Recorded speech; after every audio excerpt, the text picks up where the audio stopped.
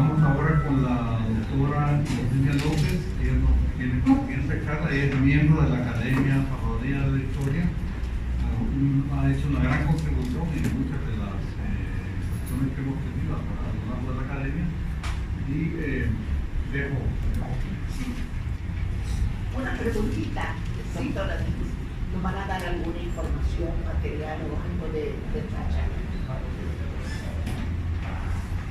No tenemos listo todavía, pero hemos creado una plataforma en donde se les va a colocar todo el material y ustedes van a poder bajarlo.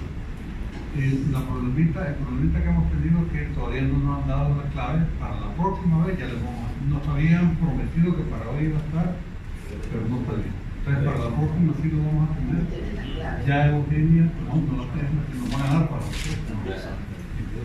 Eugenia ya nos dio todo su material y alguna otra profesión que va a haber, todo va a ser subido ahí y cada uno de ustedes lo va a poder ver. Gracias.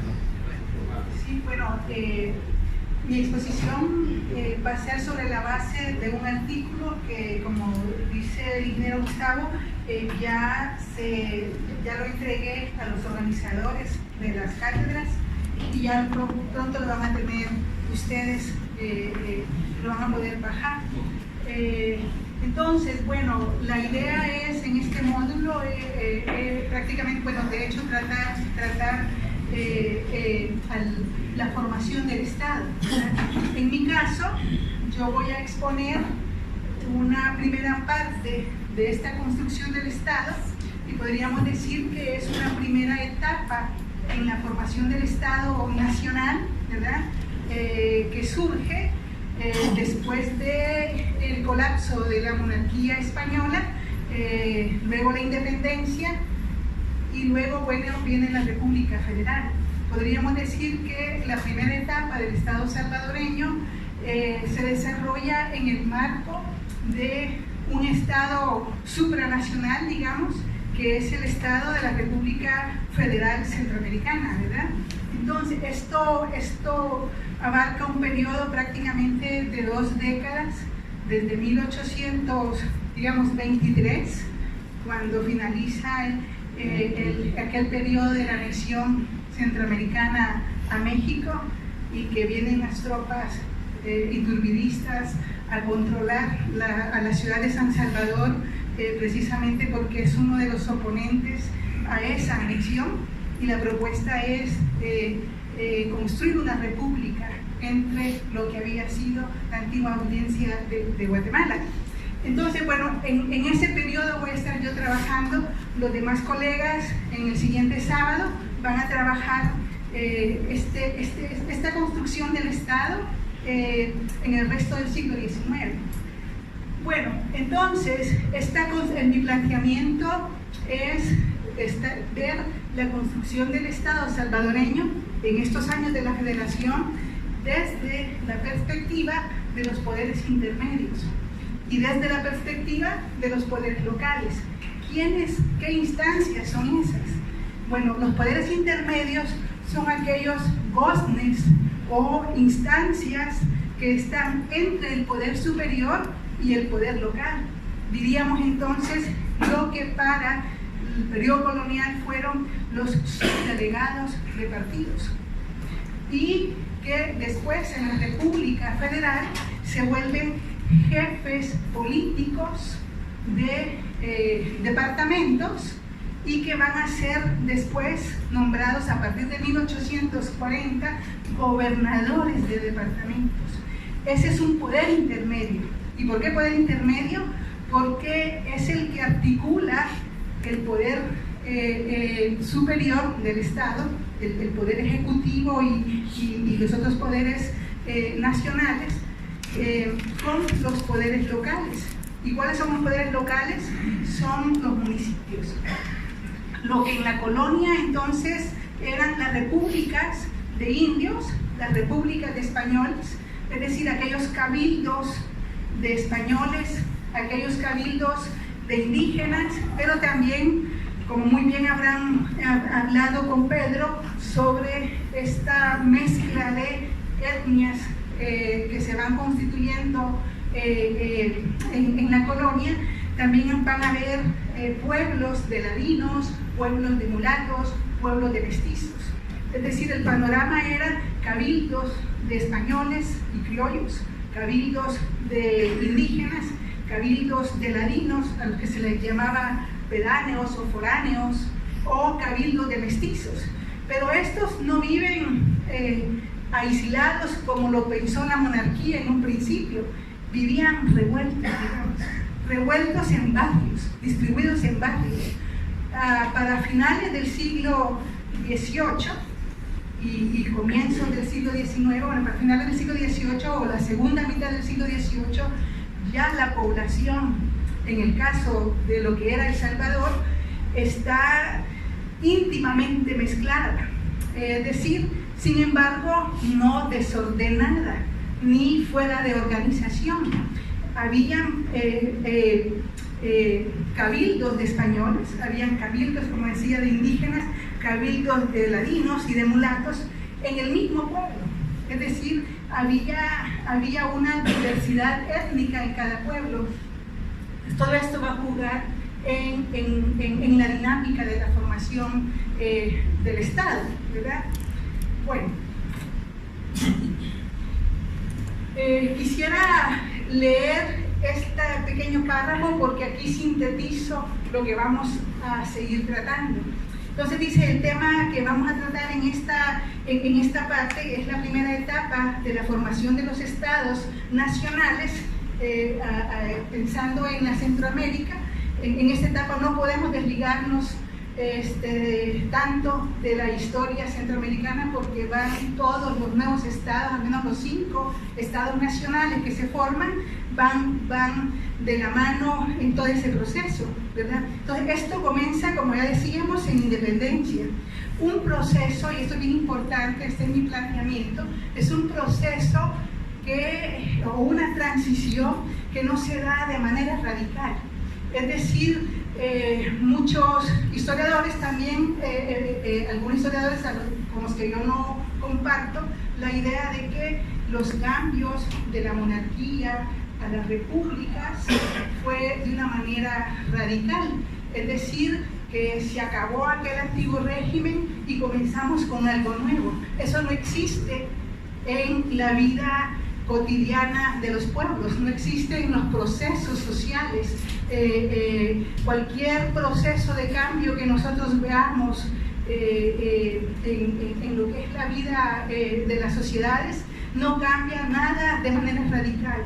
Lo antiguo, mucho de lo antiguo permanece, ¿verdad?, sobre lo nuevo, y muchas veces el planteamiento es que pesa más lo tradicional, lo acostumbrado, las prácticas tradicionales, que lo nuevo. Lo nuevo muchas veces es parte, digamos, de la cultura que los pueblos desarrollan, cuesta más asimilarlo, ¿verdad? Entonces mi planteamiento es que estos procesos de cambio del Estado monárquico al Estado republicano no fue un proceso radical, sino que muchas cosas del antiguo régimen permanecieron sobre el nuevo sistema político republicano, ¿verdad? Entonces, en este marco, las antiguas provincias de la Audiencia de Guatemala, a excepción de Chiapas, recordemos que Chiapas era parte de la antigua Audiencia de Guatemala y es la única, digamos, que en este periodo se va a unir a lo que es hoy México, ¿verdad?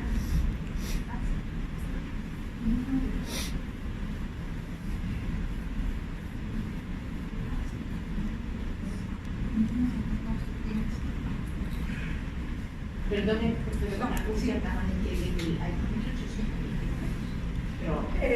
sí, 1823, ¿por qué? Porque el 21 es la declaratoria de independencia, pero no se logra. Recordemos que hay una independencia a la que se le llama absoluta, que es hasta julio del 23. Entonces estoy hablando de esa. A partir de esa se empieza a construir, digamos, el nuevo Estado Nacional, ¿verdad? Hay un periodo de 18 meses, podríamos decir, de la independencia, que es el 15 de septiembre del 21, Exacto, pero pasamos por un trance muy ambiguo, que la Centroamérica está tratando de anexarse a México, y a México le interesa que la Centroamérica se anexe a México. Sin embargo, ese fue un proyecto que fracasó. Por un lado, la Centroamérica le era difícil también dar ese paso. San Salvador fue uno de los opuestos, pero también México no tenía las condiciones para generar este nuevo imperio que le llamaba Iturbide, el imperio de Septentrión. El mismo Iturbide cae en esos momentos. Bueno, llegaron, pero sí, en efecto, las tropas iturbidistas llegaron a San Salvador y controlaron la revuelta o la oposición, digamos, ¿verdad? Pero en ese momento precisamente cae también Iturbide. El proceso ese proyecto ya no prosperó. Pero entonces precisamente ese es un periodo muy ambiguo para la Centroamérica y todavía no se construye prácticamente nada. Por eso es que planteo que el Estado se empieza a crear, digamos, precisamente en el año del 23. Pero bueno, entonces decíamos que menos Chiapas, de la audiencia de Guatemala, se va a constituir en los estados de la Federación de las Provincias Unidas de Centroamérica, ¿verdad? Son 5 estados. Y bueno, aquí se observa, digo, en este tránsito, un traslapes y continuidades. Son lo que pesa más que decía que lo nuevo, ¿verdad? Bueno, por otro lado, entonces, el planteamiento es que hay traslapes, hay continuidades como en esa forma de cambios, ¿verdad? De los compendios políticos, administrativos y territoriales del antiguo régimen y del constitucionalismo monárquico, los cuales van a transitar hacia la nueva República Federal, ¿verdad? Entonces aquí un esquema de lo que estoy planteando. Digamos, el antiguo régimen, que es la monarquía absoluta, tiene un periodo que ya lo vamos a ver, de monarquía constitucional a partir de 1812, es otro periodo, y luego transita al nuevo régimen republicano, pero no separado, sino que de manera traslapada, ¿verdad? Entonces, en mi trabajo, en la exposición, lo que vamos a tratar es precisamente esta transición en el plano del ordenamiento territorial, en el plano del funcionamiento del gobierno intermedio y el gobierno local, y en el plano de la cultura política con la cual va a funcionar el gobierno, la cultura política, obviamente de los burócratas, ¿verdad? Que yo le planteo que se constituye en 2 vías. En la vía burócrata del funcionamiento legal, digamos, y la vía no legal o ilícita, digamos, que se construyen ambas, entonces, a partir de redes sociales. Ese es el planteamiento, entonces, que hacemos. Bueno, entonces, acá, en mi exposición, para que vayamos viendo ese tránsito, lo he ido planteando bajo los 3 pasos, los 3 periodos, digamos. Tenemos entonces, como ya decía, la monarquía absoluta, la cual la estamos tomando a partir de 1785. ¿Y por qué esa fecha?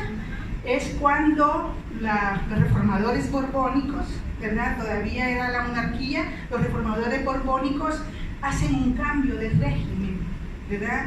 El régimen anterior estaba desprestigiado, estaba agotado, estaba poco eficiente. Y entonces ellos dicen, hay que renovar la monarquía. Bajo el régimen le llamaron el régimen de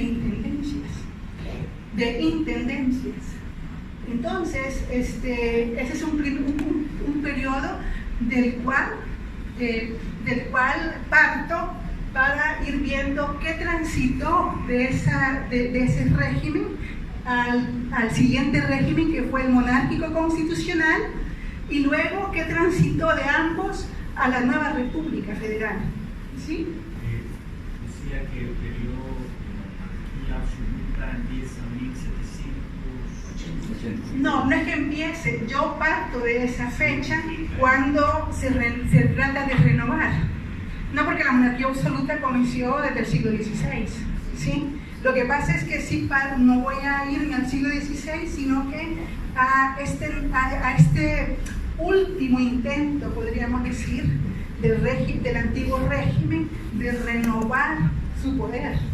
Entonces lo hace precisamente con unas reformas importantes, las reformas borbónicas que se le han llamado, pero en el caso de las reformas políticas y territoriales se dan en 1785, porque es la renovación de la monarquía.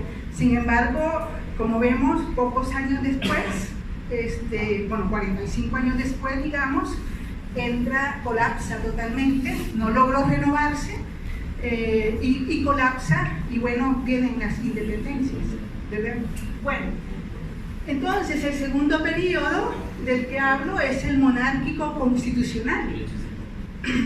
El monárquico constitucional lo habrán visto también con Pedro Escalante, pero bueno, es este periodo en el que comienza prácticamente con la invasión francesa a la península ibérica, ¿verdad? Entonces cambia el régimen por diversas circunstancias que se suman en ese momento, y fundamentalmente porque los liberales peninsulares y americanos van a dar un giro a la monarquía. Se acaba el régimen de poder absoluto del rey, ¿verdad? Y plantean una monarquía constitucional. Entonces, a partir del 1812, podríamos decir que es cuando decretan la Constitución, la que se llama la Constitución Gaditana, porque fue en Cádiz donde reunirse americanos y peninsulares formularon, digamos, esta nueva ley, por primera vez una constitución, y entonces, bueno, hay un cambio de régimen. Sin embargo, como el planteamiento que estoy haciendo se muestra claramente que es un traslape entre el anterior y cosas nuevas, ¿verdad? Ya lo vamos a ir viendo. Y el tercer espacio es el de la República Federal, que, como saben, está de por medio entonces la independencia, está de por medio también, es decir, se acaba el rey para la América, ¿verdad? La independencia, y surgen nuevos actores, digamos, políticos, que están planteando republicanismo, estados nacionales, que digamos, estamos viviendo en el mundo occidental, podríamos decir, Europa y América, viviendo, digamos, una época de nuevas ideas en cuanto a regímenes políticos, y se está imponiendo la idea de los estados nacionales. Entonces, Centroamérica y la América están transitando, cuando acaban con la monarquía, están transitando hacia ese nuevo régimen político. ¿Sí? Sí. No, se tenía en la mente que algo de la Revolución Francesa tuvo que ver con eso.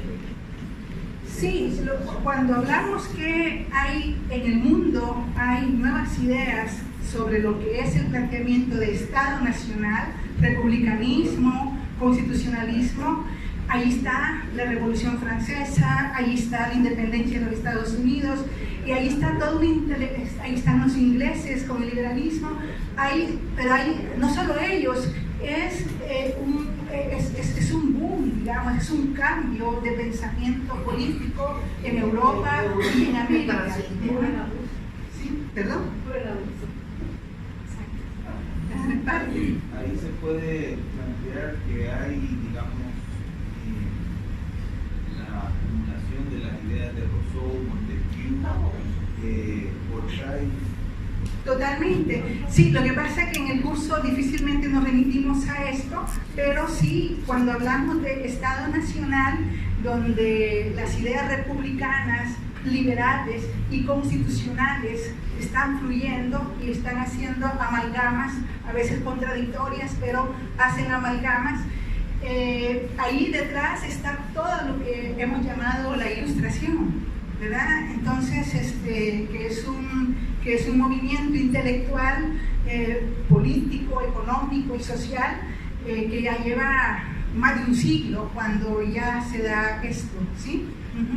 Bueno, entonces mi exposición va a ir siempre viéndose el tránsito entre estos tres momentos que hacen traslapes y continuidades y también van dejando aparecer cosas nuevas. Entonces, digamos, el Estado, la transición del Estado monárquico al nacional, yo ahí he indicado algunos puntos, por ejemplo, de cambios y continuidades. Digamos, cuando hablamos de la monarquía absoluta, estamos hablando de que el poder absoluto lo tenía el rey, de que la soberanía la tenía el rey. Ajá. Que los gobiernos, el régimen era un régimen dual, con dos gobiernos, el celestial y el terrenal, ¿verdad? Es decir, el poder civil y el poder de la Iglesia católica van a jugar ambos un poder, digamos, igual, digamos, van de la mano. Y luego, bueno, también otra característica es que la monarquía es muy jurisdiccional. ¿A qué me refiero con esto? A que está marcada, es un enjambre de leyes, es un enjambre de normas. Todo se está haciendo bajo normas porque desde lejos, desde la distancia, el rey en España y la América lejos quieren garantizar el control del régimen básicamente a través de la legislación y a través básicamente también de peninsulares bajo el gobierno de mayor importancia en América. Ese es un punto que llega a molestar, digamos, a los americanos y que da pie también, impulsa la independencia. Bueno, entonces, para decirles, por ejemplo, un pueblo de indios de Sonsonate se quejaban de que su cacao se lo estaban robando algunas familias españolas encomenderas.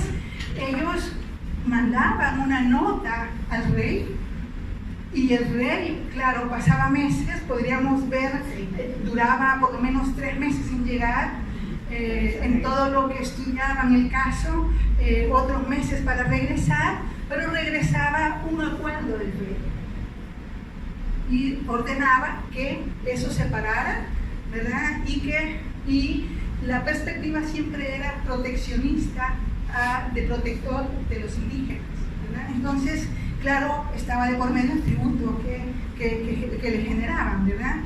Pero entonces, bueno, pero ese es un ejemplo de cómo la legislación funcionaba en esa época, ¿verdad? Tenía que ser muy normada y en la monarquía absoluta de los Borbones eso se vuelve mucho más detallada. La norma, la legislación, ¿por qué? Porque hay que tener mayor control. ¿Qué les interesaba a la monarquía absoluta de los Borbones controlar? Las finanzas, la recaudación fiscal, y para esto tenía que reordenar a las poblaciones, a su gobierno, ¿verdad? Y ponerlos en funcionamiento, un gobierno al servicio, digamos, de todo este control, ¿verdad? Bueno, entonces decíamos que es muy jurisdiccional, ¿verdad? Es corporativo. No hay instituciones como tales, sino que instituciones, pero de corporaciones. República de Españoles, República de Indios, la Iglesia, el ejército, aunque en Centroamérica hubo muy poco ejército. En fin, todo es corporaciones, ¿verdad? Entonces, eso es distinto a lo que viene después. Luego también la cultura política que se desarrolla en la colonia Y es importante que esta cultura política transita a la República Federal, digamos, siglo XIX, siglo XX. Es una cultura que permea todavía en las maneras de gobernar en la América Latina, digamos. Entonces, la cultura de poder, decíamos, bajo dos vías, ¿verdad? La burocrática y la paralela, ¿verdad? Ambas se alimentan y ambas hacen funcionar al régimen, pero también benefician a grupos y benefician también a individuos, y se hacen negociaciones y se hacen alianzas. Es decir, es una cultura política que se desarrolló en estas circunstancias de la monarquía para guardar equilibrio de poderes. Era necesaria en el ámbito en que se daban las cosas, para guardar equilibrio de poderes. Es decir, un régimen que se basaba en corporaciones, en privilegios de las corporaciones. Cada corporación tenía sus privilegios, ¿verdad? En una burocracia muy poco eficiente, porque también el sistema los aranceles, digamos, arancelario era deficiente también y muy pobre. Pues esto genera conflictos, ¿verdad? Esto genera culturas que se van a ir vinculando, digamos, que van a necesitar entonces los burócratas apoyarse en sus redes, ¿verdad? ¿Y quiénes son las redes? Son sus grupos, los grupos económicos y de poder de cada entidad, digamos, territorial, ¿verdad? Bueno, entonces, y otra cosa importante que va a transitar, digamos, es la división territorial. La división territorial que se va a establecer en la monarquía de los Borbones es la que va a hacer la base útil para organizar territorialmente a los estados nacionales de la República Federal. Ya lo vamos a ver. Bueno, ¿qué pasa entonces en el siguiente periodo? El rey sigue siendo el soberano, ¿verdad? El rey, pero ya no manda él solo, ¿sí? Ya se generan, existe ya una constitución, ¿verdad? Que es la máxima autoridad al final, ¿verdad? Y digamos, aunque siempre la misma constitución le da la soberanía al rey, ¿verdad? Entonces se genera esta nueva ley que es la Constitución. Esa es una novedad ya de este régimen, ¿verdad? Pero mantiene al sistema político dividido en esos tres poderes, digamos, la máxima autoridad del presidente, de la audiencia o los intendentes. El poder intermedio recaía en lo que llamaron los subdelegados de partidos, y que después van a ser los jefes políticos de departamento y después los gobernadores. Y entonces hay otro cambio importante, que la sociedad ya es homogénea. Se perdió el concepto de castas. Ya no hay españoles, ya no hay ladinos, ya no hay mulatos, lo que hay son ciudadanos. Eso es un cambio importantísimo todavía en la monarquía, ¿verdad? Entonces, la ciudadanía nace en la crisis de la monarquía, ¿verdad? La división territorial se va a mantener, ¿verdad? No trascendió sino hasta después de la independencia.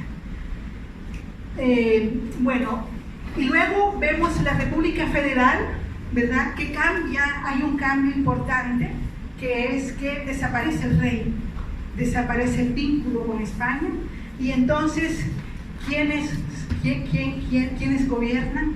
Son los tres poderes, ¿verdad? Los tres poderes modernos en este momento, un presidente de la República Federal y un presidente, aunque se les llamaba todavía intendentes en las constituciones, de cada estado nacional que van a surgir de las antiguas provincias, ¿verdad? Surge entonces una constitución federal, constituciones nacionales, ¿verdad? Se mantiene la ciudadanía en los habitantes, pero ojo, no todos los habitantes eran ciudadanos, ¿verdad? No todos los habitantes, las mujeres estaban excluidas, bueno, y toda la población infante estaba excluida, era prácticamente ciudadanía masculina, ¿verdad? Desde los 18 años, y es que a los 18 años ya el joven ya estaba casado. Entonces, se mantiene la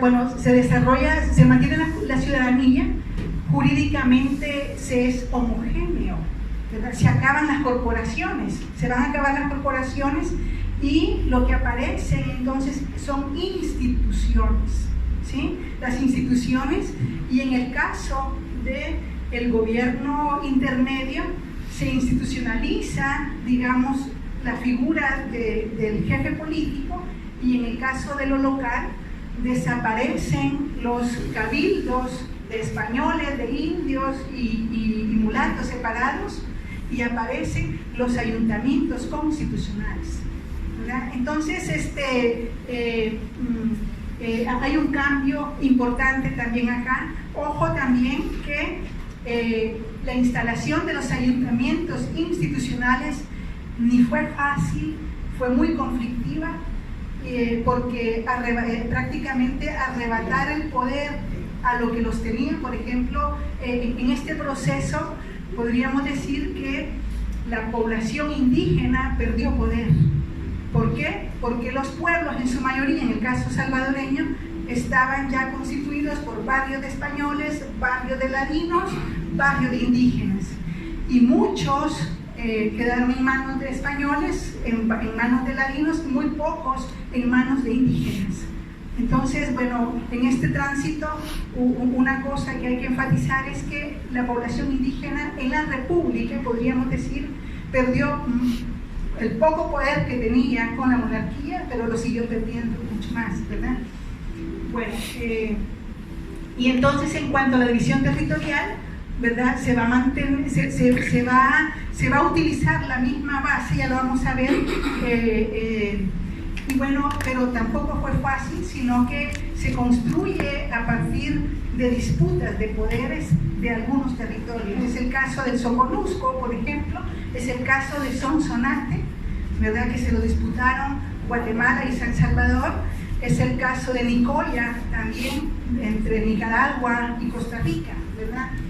Entonces, bueno, esas son como cierto panorama general que vemos de cómo va transitando, ¿verdad? Los distintos regímenes, ¿verdad? Con elementos de lo antiguo, ¿verdad? Pasando instalando nuevos elementos. Este segundo periodo es de la monarquía constitucional. Sí, sí. Fue lo que se llama las Cortes de Cádiz, ¿verdad? Exacto, y las Cortes que son un congreso, en verdad. Digamos, usted menciona 1812, ¿hasta qué año llegó eso? Sí, no me quise meter a esto porque creo que Pedro trató de lo de independencia, ¿verdad? Pero bueno, el periodo es digamos, no continuo, porque hay un periodo de 1812 al 1814. Luego vuelve Fernando VII al poder y aparentemente retorna al absolutismo anterior, aunque ya no es lo mismo. Pero del 14 al 20, Fernando VII se aparta de la Constitución. Y en el 1820, otra presión más de los liberales españoles lo obligan a que acepte la Constitución, y entonces se vuelve, pero bueno, eso fue en el 20. Y ya en el 20, precisamente esta crisis que tiene España fue uno de los impulsores de las independencias de las Américas. Perdón, Sí. Las tres, la monarquía absoluta, Ajá. etcétera, eso ocurrió aproximadamente 200 años. 200. Desde o más. A ver, estamos. No. Sí, lo que pasa es que, como decía ya al principio, la monarquía sí viene desde el siglo XVI, digamos. Sí, exacto.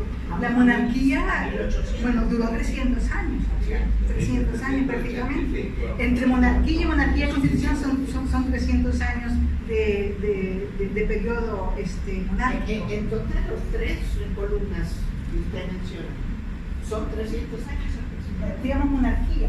Ya aquí República Federal ya llevamos, de República llevamos 200 años. Bueno, 200.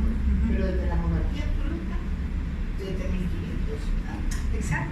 Sí, sí. Lo que pasa es que no me estoy remitiendo a sus orígenes, sino que la última etapa en la que hacen cambios para renovarse. Sí, sí. Bueno, entonces, como decíamos, aquí ciertas características del nuevo Estado Nacional.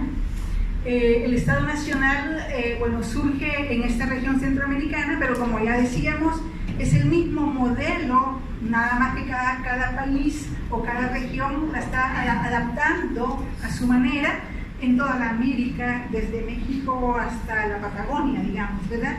Pero en el caso de Centroamérica, los nuevos estados nacionales tienen una primera etapa en la que surgen precisamente en ese estado federal del 23 al 40.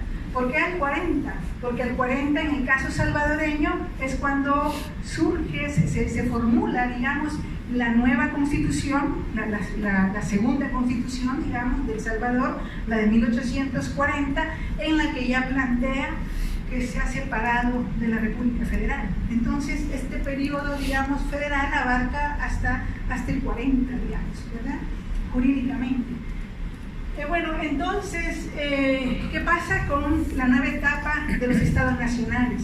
El Estado Nacional, fuera la monarquía, fuera la iglesia del poder que está perdiendo poder, se convierte el Estado Nacional en la institución más poderosa de los nuevos territorios nacionales, ¿verdad? Eso es importante. De hecho, es un tema de los más estudiados, digamos, por historiadores, por sociólogos, pero sin embargo todavía tiene mucha trama que tratar, ¿verdad? Entonces, entonces se vuelve la institución más poderosa, es la que posee el mayor poder, digamos, en una nación, ¿verdad? Y dentro de un territorio, es el que posee la soberanía del pueblo, es el representante del pueblo y representa su soberanía también. Y bueno, y es importante que la soberanía la posee de los habitantes, de los territorios y de los recursos, ¿verdad? De los recursos. Y es importante esto, quiénes están en los territorios y quiénes hacen producir y mantener los recursos. Son los poderes locales, son los municipios, ¿verdad? Entonces, en este proceso de construcción del Estado Nacional, lo que vamos a ver es una actuación muy importante de los municipios, de los pueblos, en este caso, de los pueblos de indios, de ladinos, de mulatos, ¿verdad?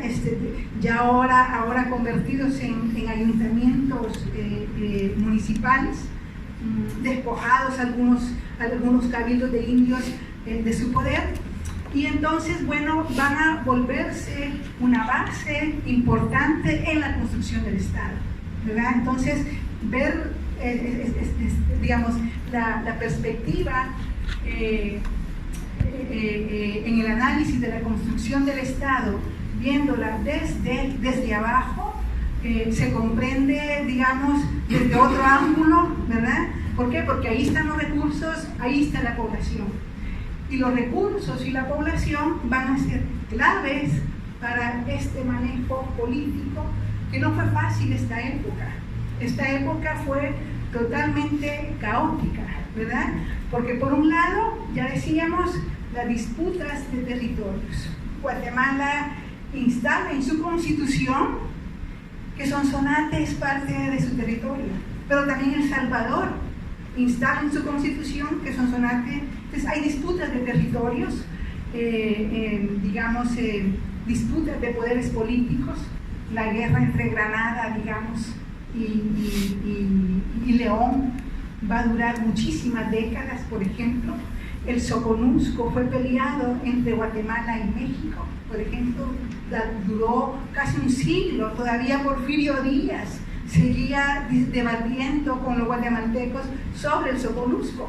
Entonces, la construcción de los estados no van a ser fáciles, va en juego mucho el poder de los territorios, ¿verdad? Pero también, como decía, el control y las lealtades de los habitantes, porque ellos son los que manejan los recursos con los que sobrevive y vive el Estado, ¿verdad? Porque de ahí surge la fiscalidad.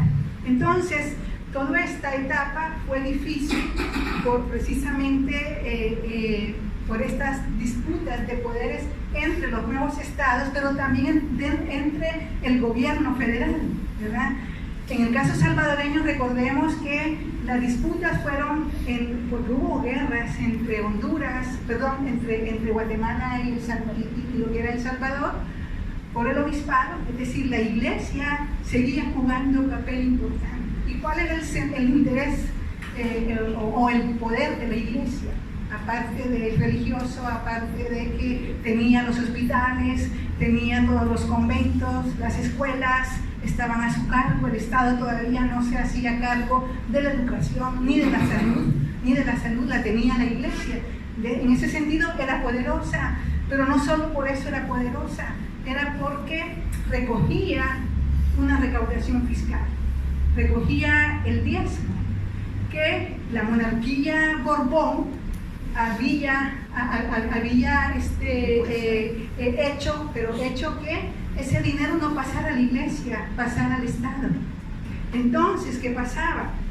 El diezmo de San Salvador, que no tenía obispado, dependíamos del arzobispado de Guatemala, todo el diezmo salvadoreño se iba a la ciudad de Guatemala. Entonces, el obispado, el que San Salvador tuviera un obispado, fue parte fue una demanda salvadoreña en las luchas entre Guatemala y El Salvador de esos años. También el tema fiscal. Las provincias, ¿por qué fracasó, digamos, la federación? Porque las provincias estaban en realidad en mala gana en esta federación, ¿verdad? Es decir, no les agradaba que el gran poder central de la federación recayera otra vez en la ciudad de Guatemala, tan odiada durante toda la colonia por los privilegios fiscales y de infraestructura y de instituciones que tenía, ¿verdad? De tal manera que las provincias, los nuevos estados prácticamente ahogan a la federación. ¿Por qué?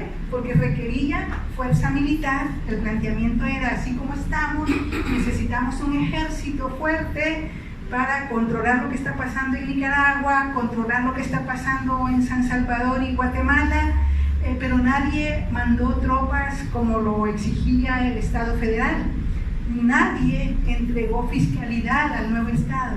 Es decir, sin ejército, sin fondos, sin recursos, ese Estado federal duró apenas 20 años, en realidad en crisis permanente, ¿verdad? Entonces, en esas circunstancias tan caóticas van desarrollándose los nuevos estados nacionales, ¿verdad? Y una característica que les provee esas circunstancias de pobreza, porque hay que hablar también que la sociedad centroamericana en esos años es mayoritariamente pobre, ¿verdad?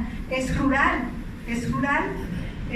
después de muchas crisis, no solo crisis de la monarquía, crisis de estas guerras federales, sino que también crisis ecológicas. Acordémonos el tema de las langostas.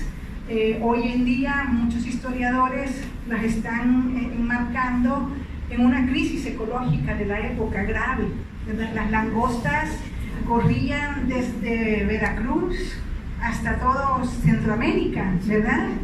Comiéndose, bueno, todo el añil, el maíz, el tabaco, todo, ¿verdad?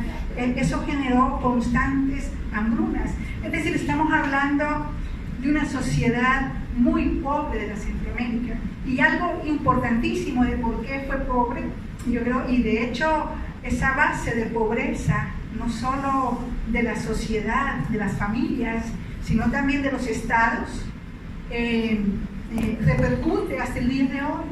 No hemos tenido en toda la trayectoria de los nuevos estados nacionales un momento de bonanza. ¿Por qué? Porque comenzamos en crisis que nunca logramos superar, ¿verdad? Entonces, es importante también encontrar esos orígenes en crisis que hasta hoy no hemos resuelto, ¿sí? Que hasta hoy no hemos resuelto. Bueno, entonces, decíamos, sociedades agrarias, campesinos pobres, y además en medio también grupos acomodados, ¿verdad? Que van a hacer contraste, ¿verdad? Una pregunta sobre Sí. eso. ¿Quiénes le daban a esos grupos acomodados los medios para poder ser ellos los propietarios? ¿Quiénes le daban? A ver, hay un origen colonial que es el origen de la hacienda, ¿verdad? Acuérdense que en el siglo XVI la primera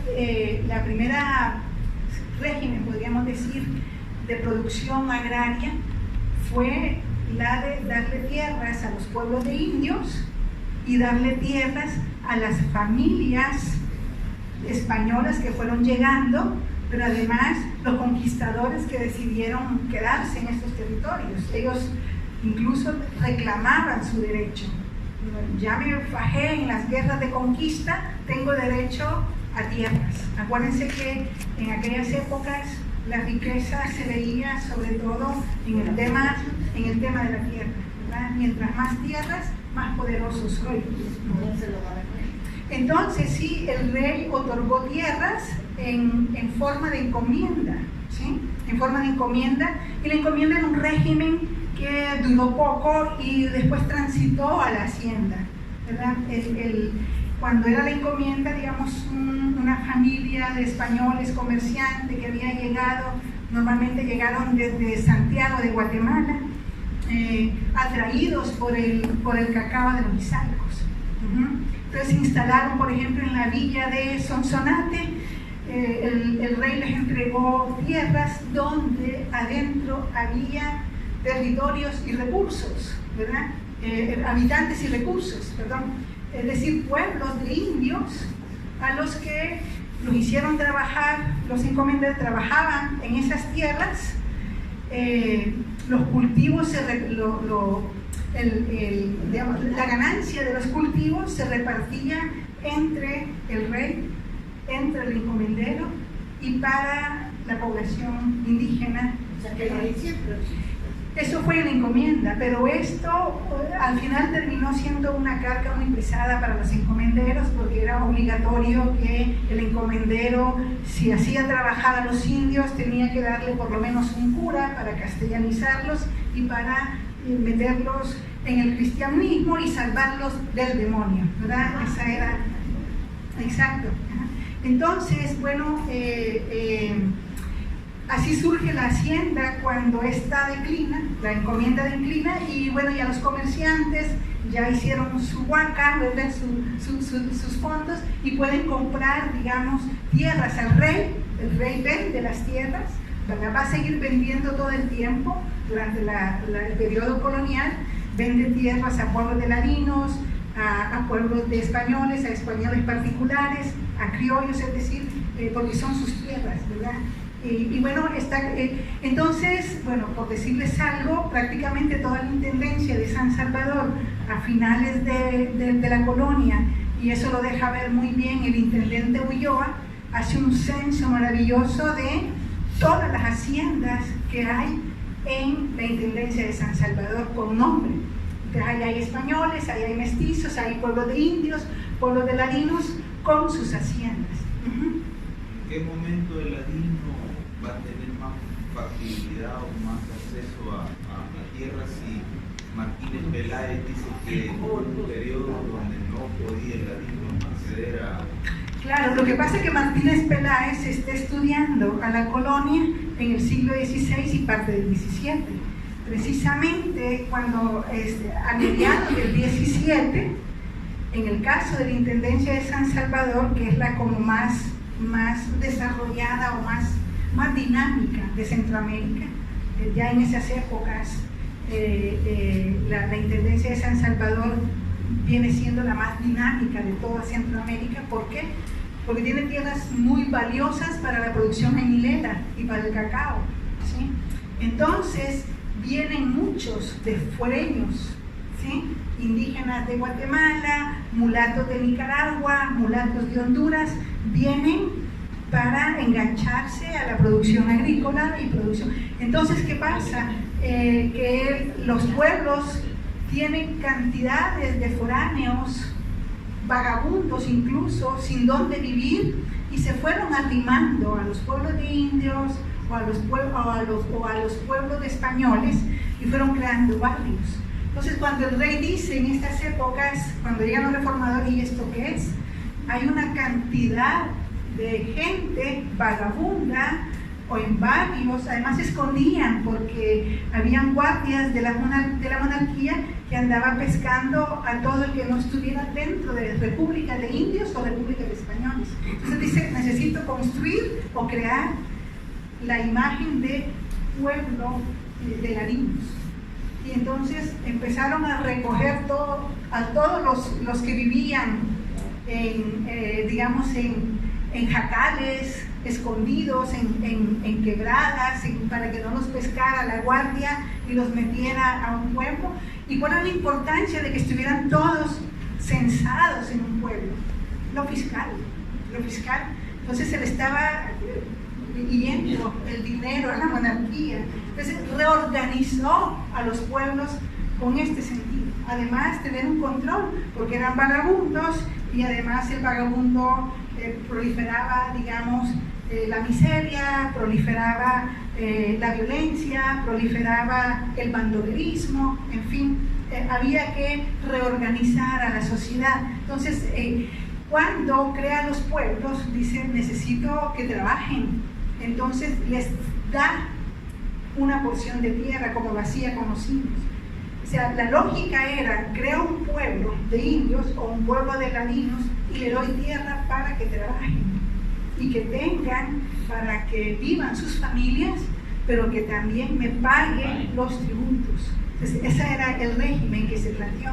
Entonces podríamos decir que a partir del siglo, de la mitad o finales del siglo XVII, es que ya se va viendo, y en el siglo XVIII es cuando, en el caso de Centroamérica, fue prácticamente desde el 1765 que la monarquía genera una ley en la que ordena que nadie puede estar viviendo fuera de un pueblo y que hay que crear pueblos. 1765. Bueno, entonces eso va a estar haciendo, pero nos estamos desviando un poquillo, ¿verdad?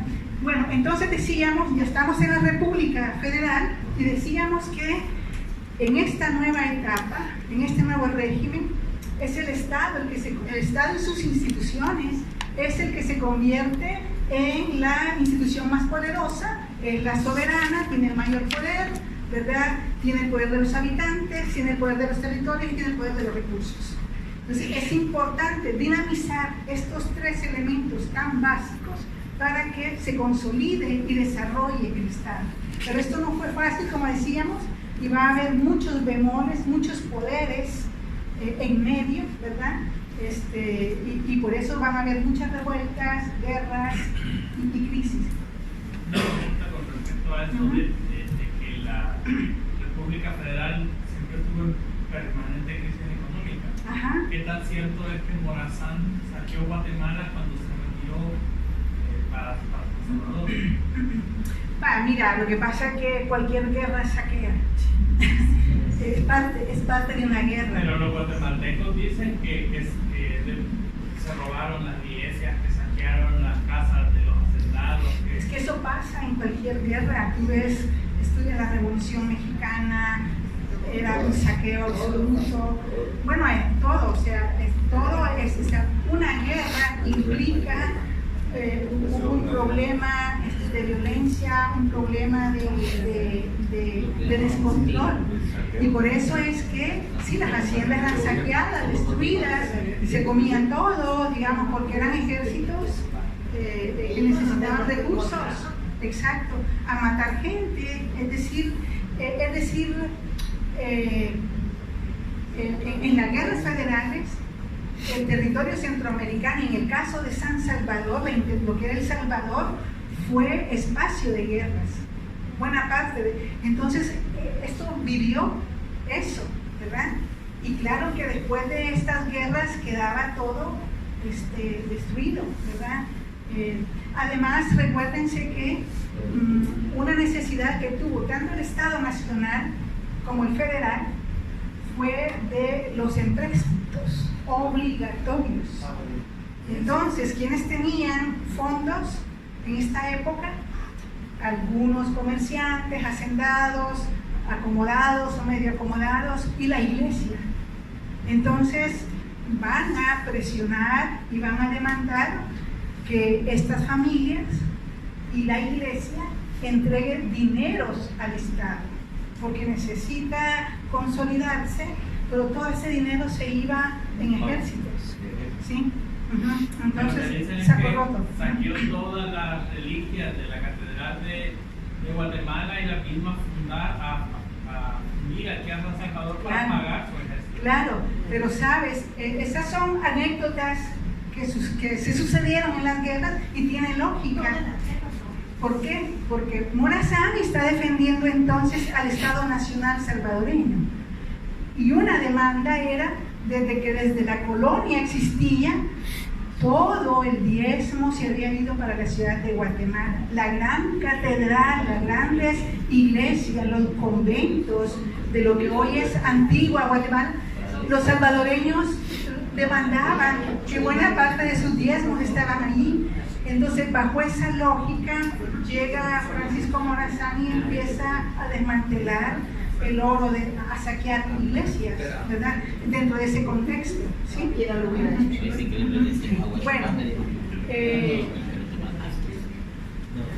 Bueno, entonces decíamos que fue una etapa, como ya lo estábamos viendo, una etapa sumamente crítica y de crisis general, ¿verdad? Digo crisis general, guerras, fiscalidad pobre,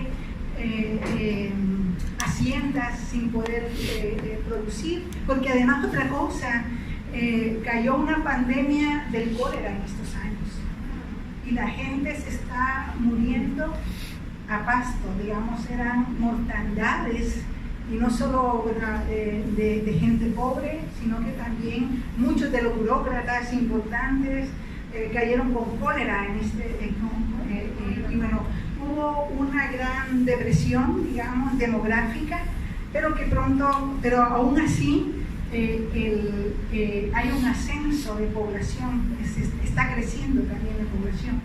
Pero bueno, entonces decíamos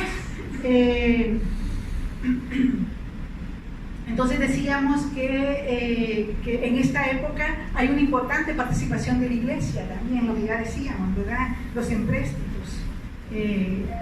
Además, lo que ya decíamos, la iglesia tiene la salud, la iglesia tiene la educación.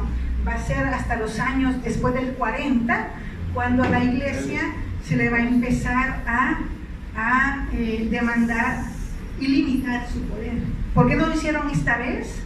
Porque necesitaban de la iglesia, ¿verdad? Necesitaban tenerla de aliada, ¿verdad?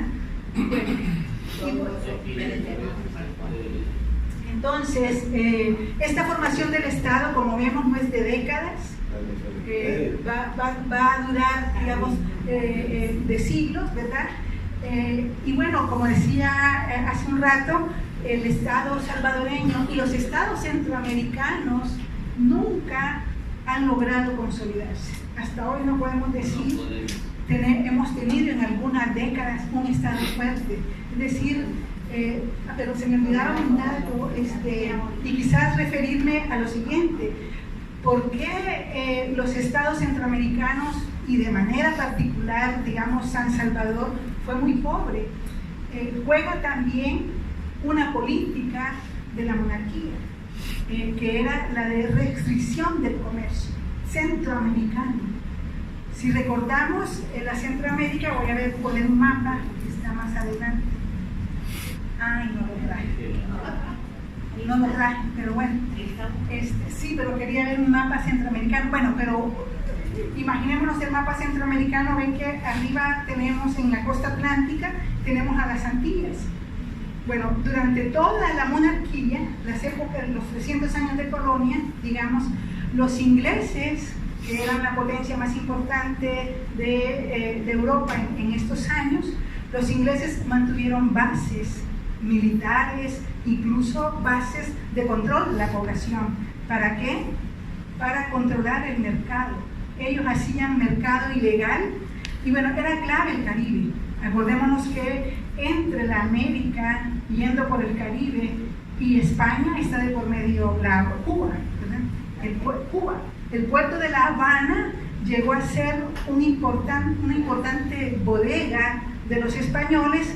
Todas las embarcaciones pasaban por allí, pero estaban rondeando toda la costa atlántica de Centroamérica. Acuérdense que en Nicaragua invadieron mucho, en Honduras habían controladas poblaciones de los ingleses, de manera que los ingleses no dejaban sacar ninguna producción del Centroamérica hacia La Habana para que se fuera. Entonces la monarquía, para protegerse, para proteger su flota, prohibió casi todo el tiempo que la Centroamérica comerciara directamente con España o con las demás, por el temor de que los ingleses estuvieran, digamos, bombardeando o... sí, pero precisamente porque estaba lleno de piratas, la región prohibió, y esto es importante. Imagínense nosotros como cosecheros de añil, ¿qué hacemos con la cosecha si nos es difícil, si nadie la compra? Exacto. O tuvieron que hacerse días para sacar el añil. Fíjense, se hizo el camino más importante que se desarrolló fue el de sacarlo hasta Veracruz, pero a paso de mula. Claro que ese fue un camino lento, costoso, ¿verdad? Y claro, y desarrolló un gran monopolio importante, el de los Aycinenas. Los Aycinenas dijeron, bueno, nos encargamos del traslado del añil. Y ellos monopolizaron, digamos, esas rutas y llegaron a ser las figuras, la familia, digamos, más poderosa económicamente y políticamente de la época. Entonces, hacia Veracruz, de Veracruz salía a La Habana y de La Habana a España. Ajá. Pero me queda como Sí. una cierta pregunta, porque si vemos la tendencia en la época de la colonia, era la producción. Se recauda a partir de esta producción y me imagino que existiendo la demanda en allá de Europa, se genera el comercio, se dinamiza la economía. Entonces, si hablamos de pobreza, se refiere a nivel de población, eso queda claro, pero a nivel político.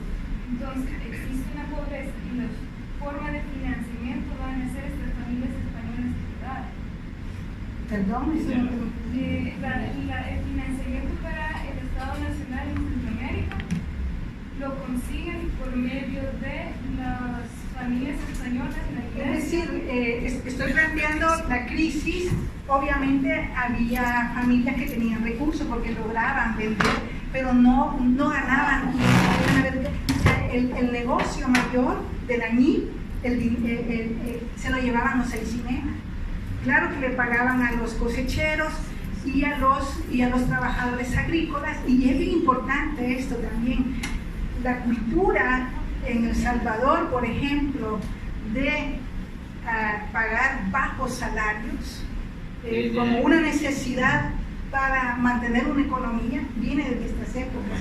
¿Por qué? Porque los Aycinenas le cobraban muchísimo a los comerciantes del añil para exportar el añil. Entonces, los comerciantes compraban más bajo el añil a los productores, y los productores entonces pagaban mucho más baja. Entonces, es una cultura que se mantuvo como una manera laboral y se mantiene, exacto, equivocadamente, porque eso mantiene un estado de cosas. No llegaba más no tanto a la época de la colonia, sino que después de la independencia y en la época de la federal, como ya no existe esa oferta y demanda del mercado, digamos, no existe, estaba ya el café terminado y estamos entrando al siglo XIX, entonces me imagino yo que estos nuevos gobiernos, si quieren financiar los bancos, por así decirlo, que cuando están consiguiendo este financiamiento de la independencia,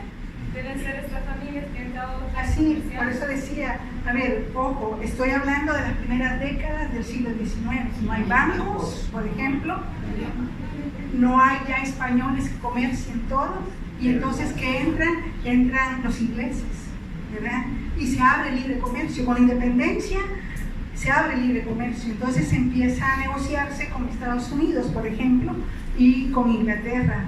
Fue una ganancia, digamos, de los comerciantes de Centroamérica con la independencia, de que se abrieron mercados.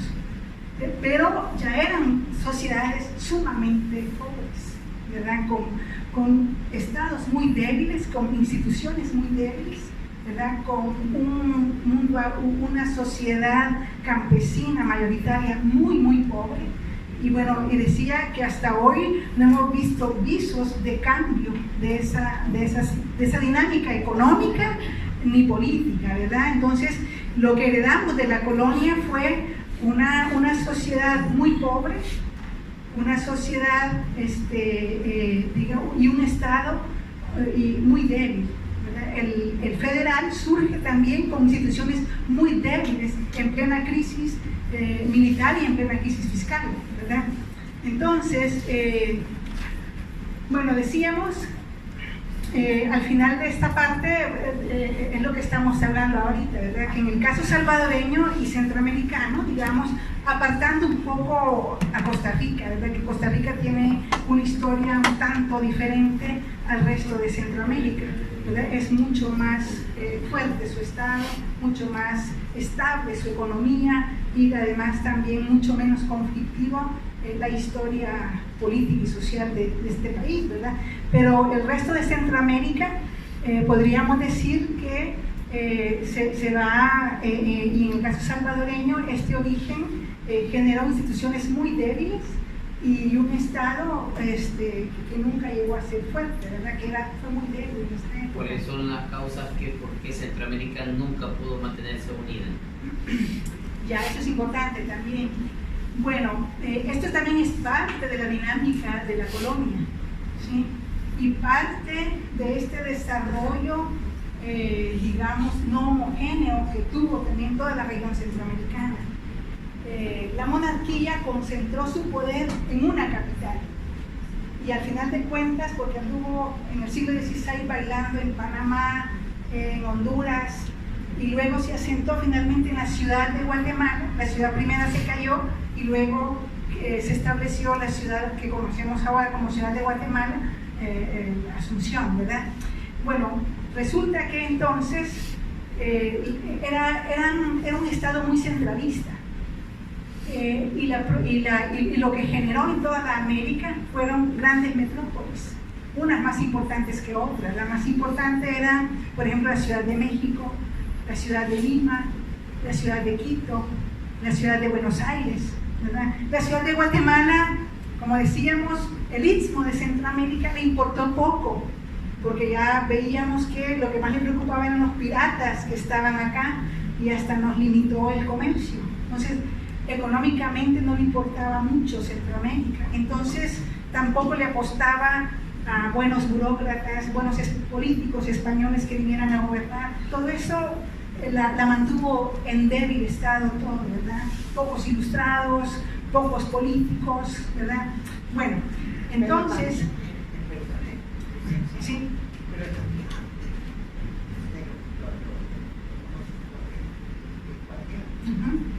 México y Lima eran productores de plata.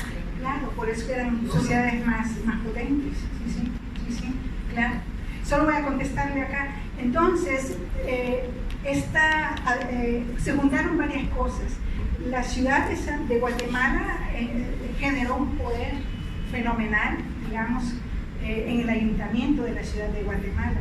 Ahí estaban concentradas las familias españolas, la mayor cantidad de españoles estaba en la ciudad de Guatemala, las instituciones, digamos, de la audiencia estaban allí, el diezmo, por ejemplo, se pasaba para allá el obispado.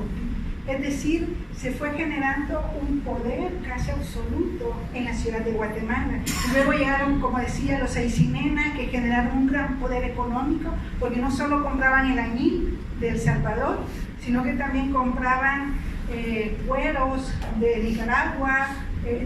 Se crearon redes comerciales que las controlaba la familia Aycinena. Entonces la familia Aycinena era poderosísima, a tal grado que podía mover teclas en el Consejo de Indias. Por ejemplo, cuando se organizó el nuevo régimen de intendencias, fíjense qué interesante esto, se establecieron 4 intendencias, la de Honduras, la de Chiapas, la de El Salvador, la de Nicaragua, y Costa Rica quedó siempre como una gobernación. Y Guatemala no pudo instalarse una intendencia, porque los Aycinena y sus redes no lo permitieron. ¿Por qué? Porque ellos tenían bajo su control una cantidad de corregimientos y alcaldías mayores que, si desaparecían esos poderes, perdían el control político y económico de la región. Entonces negociaron con el monarca: aquí no nos toques este terreno, así como está bien. ¿Sí? Entonces tenían un poder tremendo, tenían negocios, amistades en la monarquía, eran muy poderosos, la verdad. Sí. A ver, voy a contestarle acá. A ver. Solo una consulta sobre el comercio con Manila. No sabía que había comercio con Manila aquí en El Salvador, en Guatemala. No. Manila, acuérdense que traían. Manila era una región importantísima en el comercio del Pacífico, ¿sí? Y llegaba fácilmente a Acapulco, llegaba fácilmente al Callao, llegaba fácilmente al puerto de Panamá, pero jamás al de Sonsonate o al de Honduras y a Costa Rica, jamás. Lo tenían prohibido, ¿sí? O sea, transitaban por el Pacífico, precisamente por lo que les explico, que el comercio del Pacífico y del Atlántico para la Centroamérica estaba vedado, ¿sí?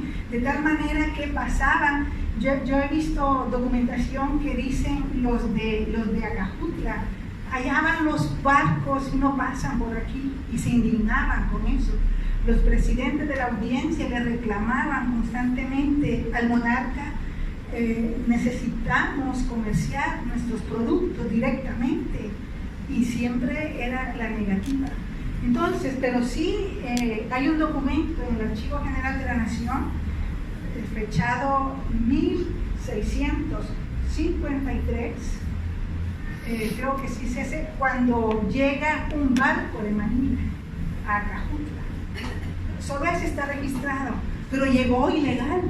Claro que entraban algunos de manera ilegal. Yo le digo porque mi bisabuela tenía porcelana china.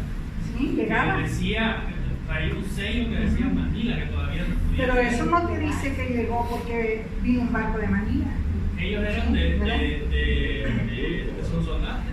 Originalmente eran de Sonsonate. Exacto. ¿Sabes por qué? Por esto.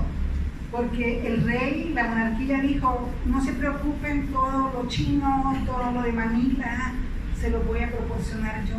Van a venir las embarcaciones de Sevilla, pero Manila no entra ahí, ¿verdad?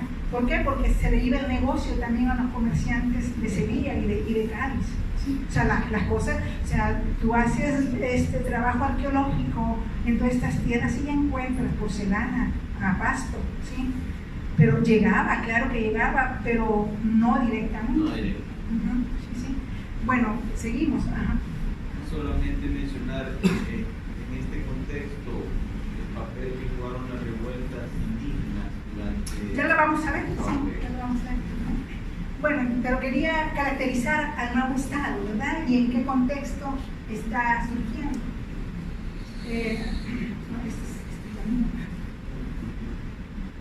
Es un mapa. Bueno, vamos a ver, como yo decía, el planteamiento lo voy a desarrollar en el plano territorial, en el plano de los poderes intermedios y locales, y en el plano de cómo desarrollan su cultura de poder, ¿verdad? Entonces, aquí tenemos el mapa de la división territorial de los monarcas a partir de 1785 o 86, digamos. Entonces, si se fijan, la alcaldía mayor no era parte, Sonsonate no era parte todavía de lo que se llamó Intendencia de San Salvador. Pero, ojo, bien importante, esta subdivisión, si se fijan, son 15 partidos, se les llamaba partidos. Se parece mucho a lo que hoy somos, ¿no? ¿Verdad? Es interesante que, como les digo, sí, hay variaciones, pero bueno, por ejemplo, Santa Ana en Metapán, por ejemplo. Lo que quiero decir es que este es el mapa de 1785. Se crearon 15 subdelegaciones o 15 partidos, ¿verdad? ¿Y por qué lo hizo así? Esto no estaba antes, estaba dividido en 3: Santa Ana, San Salvador y San Miguel. Pero había muchos grupos de poder en estas regiones. Por ejemplo, los de Olocuilta o los de Zacatecoluca decían, pues no queremos estar sometidos al poder de San Salvador, ¿verdad? Entonces, muchos poderes locales alrededor de la producción minera no querían estar sometidos bajo el poder de una élite económica sobre la otra. Por ejemplo, había muchas disputas de élites. Por ejemplo, la de Santa Ana tenía mucha competencia con la de San Salvador. San Miguel, claro, sí, San Miguel, sí, todo eso tiene que ver mucho con... San Miguel era la más rica. ¿Por qué? Porque ahí se producía la mayor cantidad de añil, era la más rica y tenía mucha competencia con la de San Salvador también, ¿verdad? Sonsonate también tenía competencia con San Salvador, pero además va a ser una región que se le va a pelear también Guatemala, ¿verdad? Es independiente. ¿Y por qué es independiente?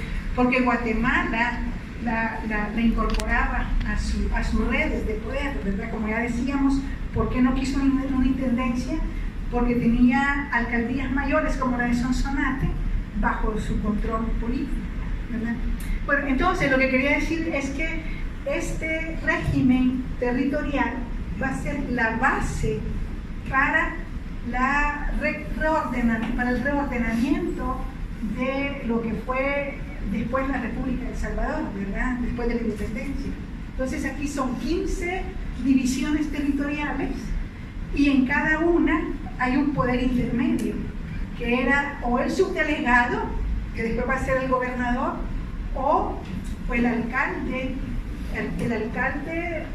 ordinario, o el alcalde constitucional, digamos, ordinario, de la ciudad donde había pueblo de español. Por ejemplo, en Santa Ana siempre hubo, en la ciudad de Santa Ana, un ayuntamiento de españoles, porque la ciudad surgió como un pueblo de españoles. Entonces ahí no había subdelegado. ¿Por qué? Porque era un español el que normalmente era alcalde. Lo importante era para el rey, para la monarquía, que una región no estuviera, digamos, gobernada totalmente por los indios. Entonces, en el caso, por ejemplo, de Usulután, que era la mayoría pueblos de indios, nombró un subdelegado, ¿sí? Entonces, lo que quiero decir es que en cada una de las subdivisiones era un español, al final de cuentas, el que gobernaba, ya sea un subdelegado o un alcalde de cabildo de españoles, ¿verdad? Los nombraba el rey y eran representantes del rey. Venían muchos de España, ¿verdad? Muchos de España. Ahora bien, la cultura política que se va a gestar alrededor de estas figuras poderosas territoriales, ¿verdad? Y fíjense qué importante era el subdelegado. el subdelegado o el alcalde ordinario era el que recogía el diezmo de todos estos pueblos. Por ejemplo, el de Santa Ana o el de San Vicente se encargaba de recoger el diezmo de todos los pueblos, el tributo de todos los pueblos. Era poderoso, ¿no? Tenía el control de los alcaldes. El sistema era que un pueblo de indios cada año, en el mes de diciembre, hacían las elecciones para alcalde, para que en enero comenzaran con un nuevo cabildo, pero era el subdelegado el que decía, el que autorizaba si estaba bien ese alcalde o no. Y cuando no le gustaba, dijo, no me gusta. Y entonces decía, me gusta más aquel indio. Claro, ya tenía lealtades y negocios, ¿verdad? Y esto generó precisamente muchas revueltas ya en esta época. El abuso el manipuleo de elecciones desde estas épocas por autoridades fue importante en la vida de los pueblos y se alzaron muchos, ¿verdad? Y hicieron revueltas, muchos, ¿verdad? Estos son, digamos, esta cultura del hombre poderoso que podía manejar a su antojo, digamos, a los indios, se fue generando, digamos, en esta cultura política de estos años. Pero para 1833, bajo el gobierno de Mariano Prado, ya vamos a ver entonces. Parte de San Vicente. Lo que pasa que allí es otra cosa, pero allí juega también el poder también de los subdelegados y de los poderes locales, ¿verdad? ¿Por qué? Porque en este caso que hablas de las revueltas de Anastasio Aquino y todas las demás, ¿qué es lo que demandaban? Como se había acabado el tributo colonial, el Estado dijo, bueno, sin tributo, ¿qué hacemos? ¿Verdad? No tenemos fondos. Entonces crearon un nuevo impuesto que era igual que el tributo, que los pueblos debían de pagar. Entonces el alzamiento fue, por un lado, por eso, y por otro, porque los subdelegados, los gobernadores, digamos, de estos, empezaron a reclutar indios, ladinos, mulatos, para enfrentar las guerras que se estaban formando en la Centroamérica. Y ellos resistieron también sobre eso. Entonces, las demandas de estos levantamientos del 33 ya son demandas contra el subdelegado, contra el presidente, incluso en contra de la federación, ¿verdad?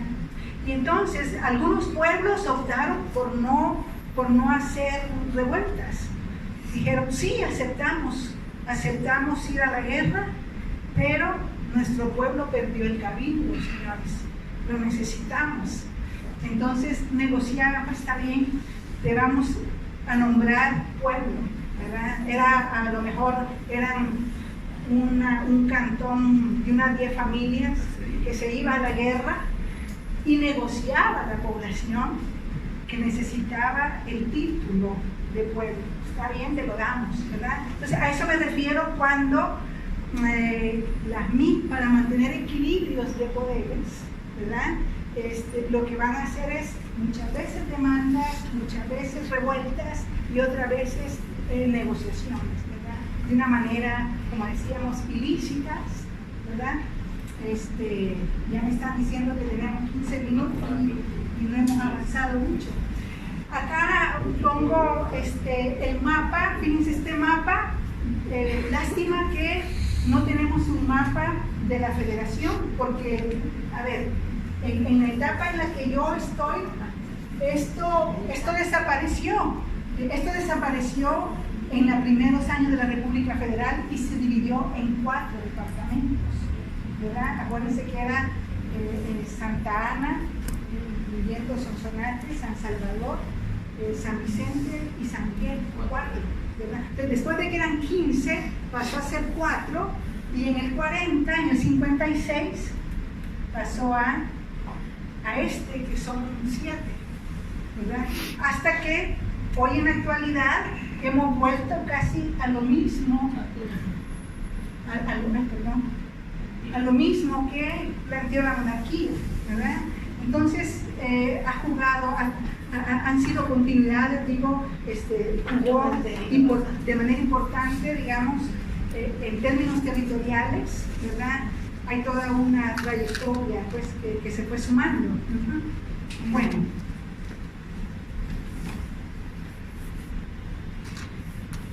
¿Cuáles fueron los conflictos? Como decía, no fue fácil el paso, el ordenamiento territorial, ¿verdad? De las intendencias a sus delegaciones se pasaron a departamentos, ¿verdad? Hubo conflictos entre Guatemala y El Salvador por Sonsonate, ¿verdad? Luego también hubo conflictos con Nicoya y Costa Rica. Esto no, lo voy a pasar rápido porque ya lo vimos prácticamente.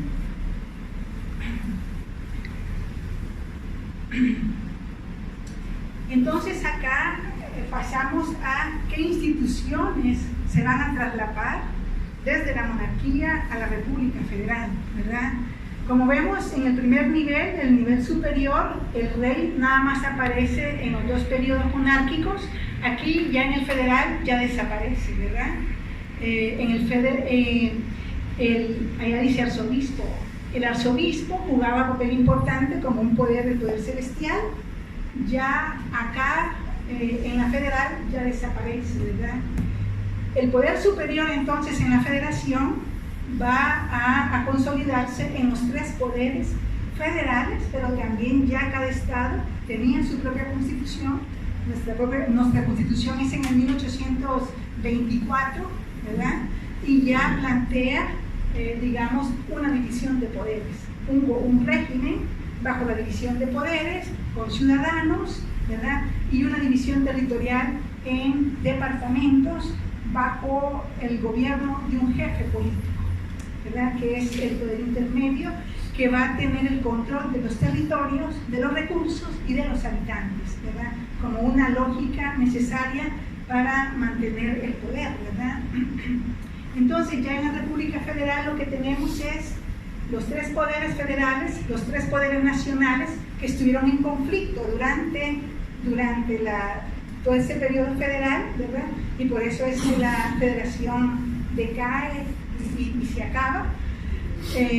Hay un poder intermedio, como ya decíamos, los jefes políticos, y ahora nada más existen ayuntamientos constitucionales, ¿verdad? Se acabaron los antiguos ayuntamientos étnicos, ¿verdad?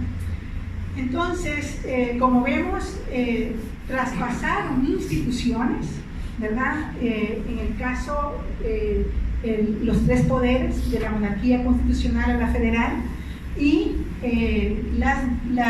los jefes políticos también traspasaron, y los ayuntamientos, que fueron un planteamiento de la constitución gaditana, ¿verdad? Entonces, digamos, no es que van a surgir cosas nuevas, sino que se van a ir retomando, ¿verdad?, de la época anterior.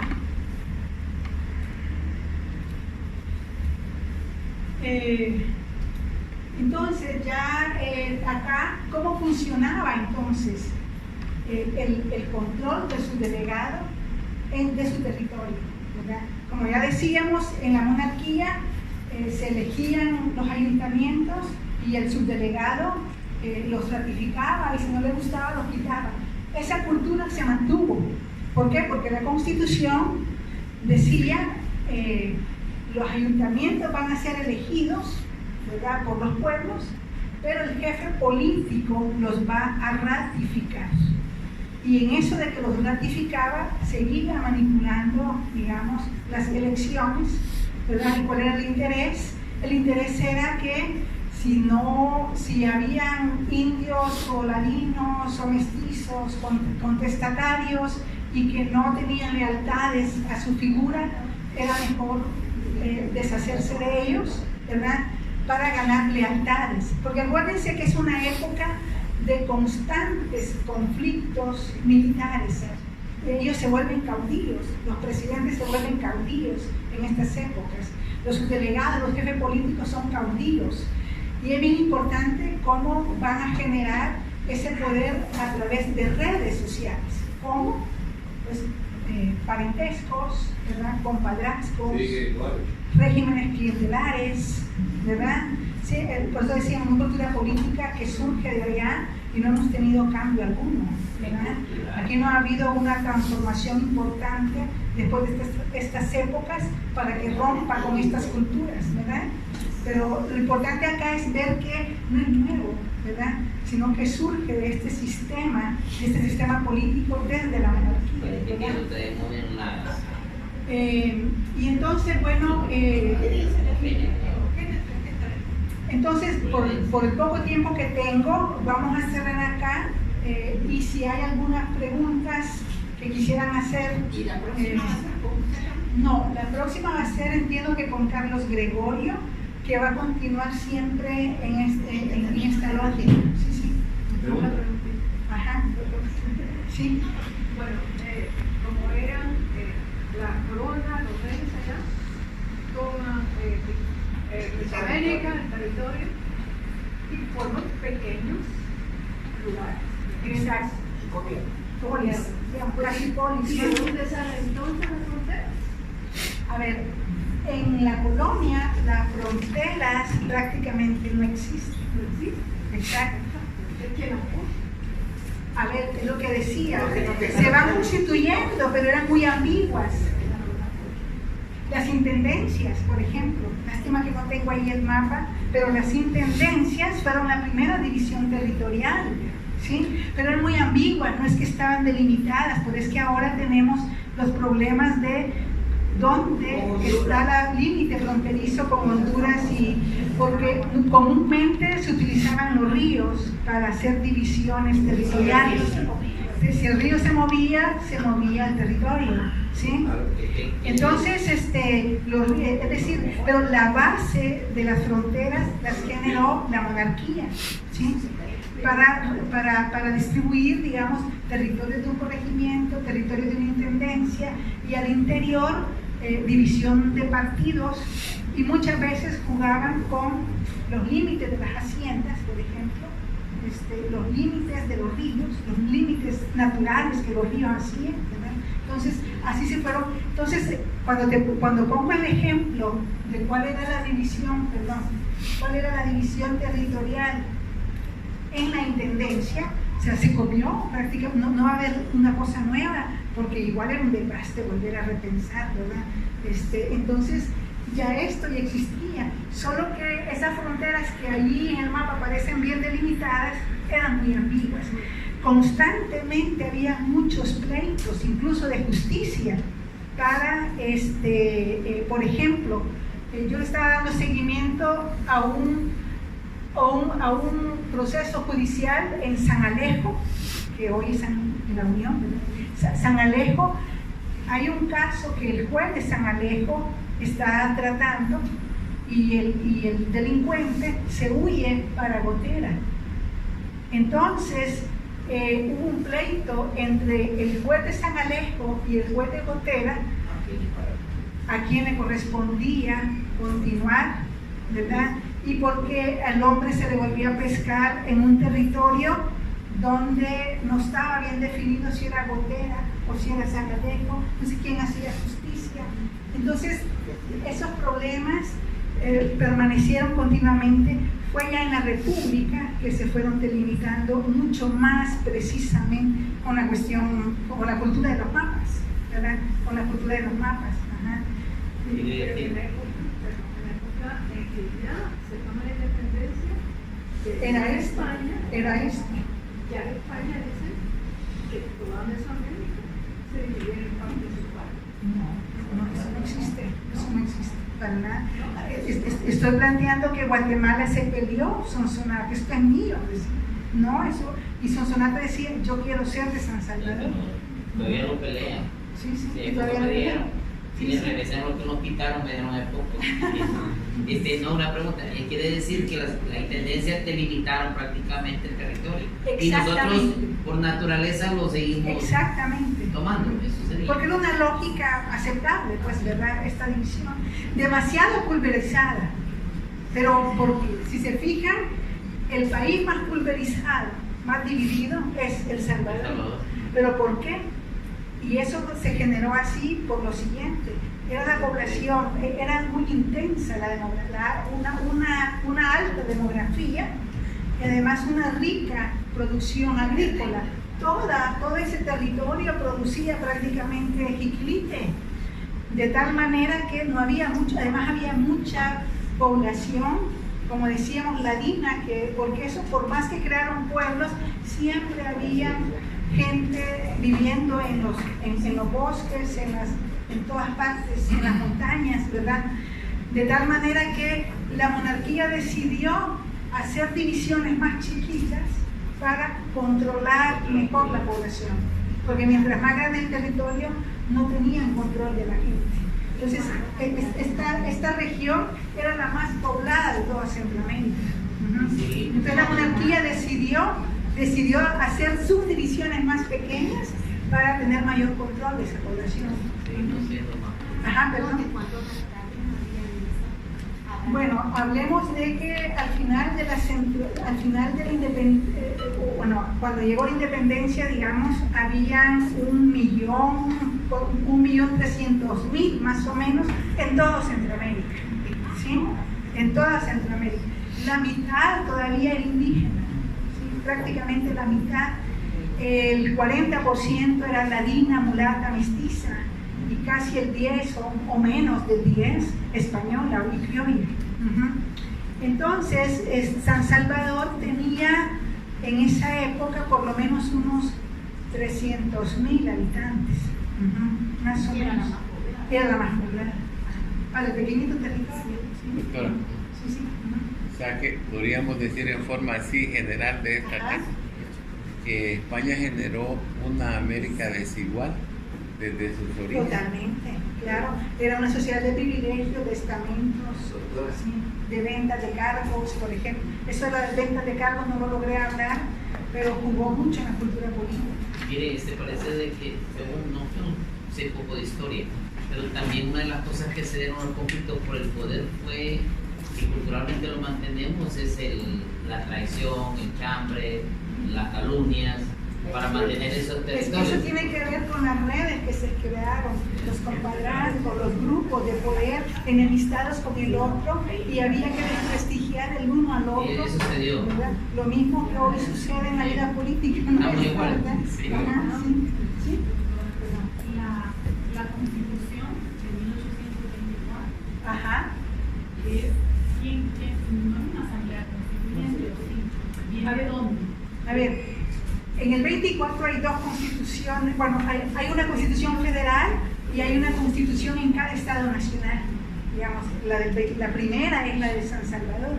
¿Quién la creó? Es decir, los grupos políticos que al final declararon las independencias absolutas. Y en cada país se generó, digamos, un grupo de poder político. Y esos son los que montan un congreso. Y la lógica era la Constitución americana. Al Congreso van representantes por cada 15.000 habitantes, ¿sí? Y en su mayoría van a ser criollos y mestizos, ¿sí? Entonces el Congreso se gesta por representantes de cada una de las divisiones territoriales, ¿verdad? Para empezar a generar instituciones políticas de gobierno. No eran españoles. No, digamos, los españoles después de la independencia, buena parte se regresaron para España, ¿sí? Se quedaron, el predominio, digamos, incluso miren, en este lugar casi no había españoles, la mayoría era gente mestiza, criolla, incluso mulata, en el poder económico, ¿sí?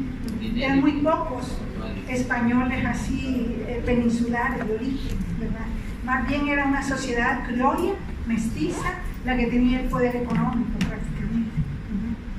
Usted tenía una pregunta. Sí, fíjese que yo quisiera sacar como conclusión de que la alianza de la monarquía española con la iglesia de aquella época versus una sociedad como la de los Estados Unidos, esa alianza fue la que ha producido en alguna medida nuestra forma de ser. Totalmente. Y todavía, después de 200 años, seguimos igual a los peores. Claro, ¿verdad? ¿cómo no? Sí, Sí, es importante la cultura del protestantismo con el liberalismo Y la cultura católica con el Estado liberal producen dos culturas políticas distintas. Exacto. ¿Perdón? Sí, no, pero cultura política estamos hablando. El catolicismo era generó no una economía desarrollada, no promovió, digamos, en cambio el protestantismo hacía que la gente, la meta era trabajar, ¿verdad? En cambio, la cultura del catolicismo con la monarquía generó pobreza, pero además élites que les gustaba mucho la ostentosidad.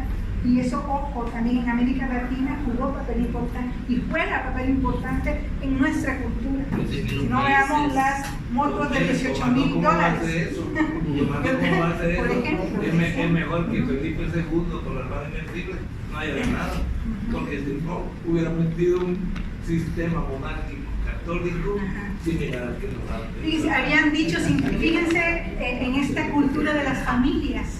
Todavía en México hay, y yo creo que aquí alguno la va a reconocer, en la familia dice, bueno, que no se note la pobreza, que no se note la miseria. Entonces era importante ser ostentosos, demostrar, ¿verdad?, la grande fiesta del catolicismo, digamos, las fiestas patronales, las fiestas familiares de 15 años, de los matrimonios que podían durar semanas enteras, y eso fue parte de nuestra cultura de hacía unas décadas atrás, ¿verdad?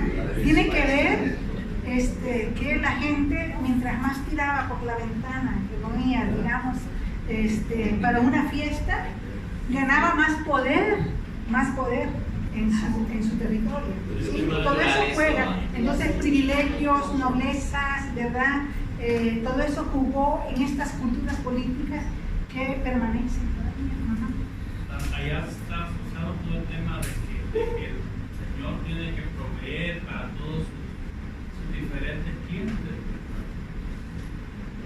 Y luego pues sí se generó ese clientelismo, ese paternalismo que viene del catolicismo, el paternalismo. Los indios, ¿verdad?, se acostumbraron a ni siquiera la subordinación, ni siquiera a mirar a los ojos al patrón, por ejemplo, ¿verdad? Todo eso juega papel importante en los temas de subordinar a los pueblos.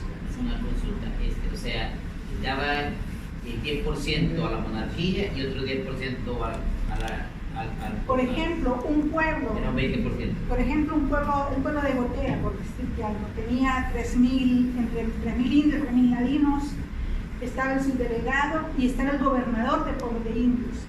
El gobernador del pueblo de indios, que era un indio del pueblo, recogía el diezmo y el tributo, ¿verdad? Él ya agarraba una comisión. Luego se le entregaba al subdelegado y agarraba otra comisión, y luego lo enviaban a Guatemala, otra comisión, y luego pasaba el resto a España. Entonces imagínense, tras comisión y comisión, cómo iba a generarse un ambiente de abuso, de poder, ¿verdad? Les interesaba mucho, ¿verdad?, tener control de los pueblos de indios, de que produjeran mucha más riqueza, porque estas comisiones engordaban más, ¿verdad?, en la medida que los pueblos fueran más leales y fueran, digamos, y se hacían negociaciones y todo esto, ¿verdad? Evitaban el conflicto, ¿verdad?, evitaban el levantamiento. Sin embargo, los indios hacían su levantamiento. Bueno, vamos a cerrar acá porque ya se agotó el tiempo, y muchas gracias por la anuncio. Sí, solo le robamos un minutito más.